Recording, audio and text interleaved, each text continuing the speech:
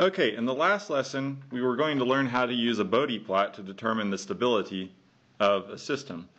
So here, we're going to use the Bode plot to determine our stability. And what we're really going to be doing is finding the angle of our loop gain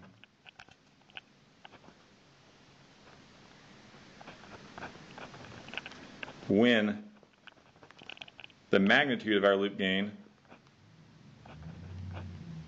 is equal to 1 or correspondingly 0 dBs. Okay, so we had a one-pole system, or at least our operational amplifier had one pole.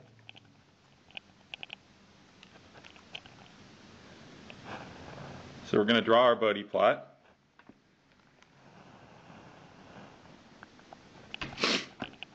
And we're looking at the magnitude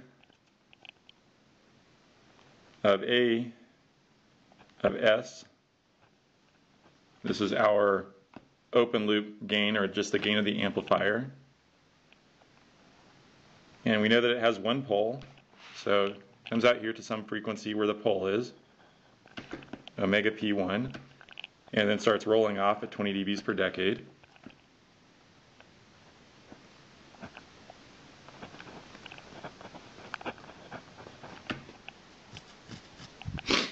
The magnitude of the DC gain is 20 log of little a sub 0, our DC gain.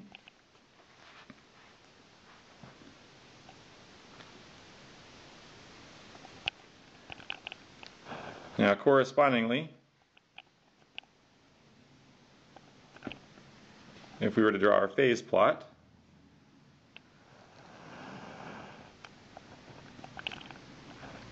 we'll start at 0 degrees and plot the angle of A of S. Of course, this is on a log of omega axis, log of frequency axis. At the pole frequency, we would see a phase shift of minus 45 degrees.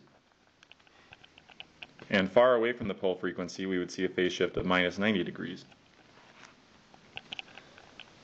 So if we draw our phase plot, it looks something like this.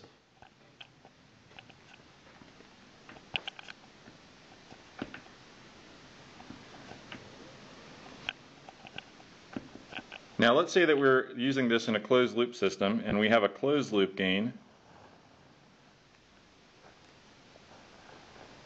that's given as follows.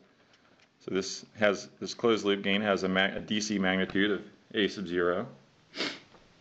Now we know our DC loop gain is the distance between the open loop gain and the closed loop gain. So this is our 1 plus A sub 0 times beta, which is equal to 1 plus T sub 0, where T sub 0 is our loop gain. Now the whole function between these two curves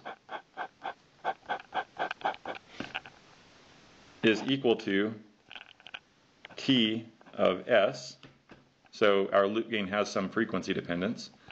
And the point where the two curves intersect, this point right here where the closed loop gain intersects with the open loop gain characteristic, is where our loop gain, or T of S, is equal to 1, which is equal to 0 dBs. Now if we have a phase shift of 180 degrees at this point, we could have oscillation. We would have that Nyquist criteria. But let's look at what our phase shift is in this one-pole system. So our phase shift here at this point is approaching minus 90 degrees. Let's just say it's minus 80 degrees. So the angle of our phase shift at that particular point, T of j omega, is approximately equal to minus 80 degrees. If we add 180 degrees to it, plus or minus, then it's not equal to either 0 degrees or 360 degrees. So we don't have a positive feedback in our system. In other words, a one-pole system is stable. And a one-pole system will always be stable, regardless of the feedback configuration. But what we noted with our two-stage op-amp is our two-stage op-amp has more than one pole. And so what we're going to look at in the next slides is what happens with a multi-pole system.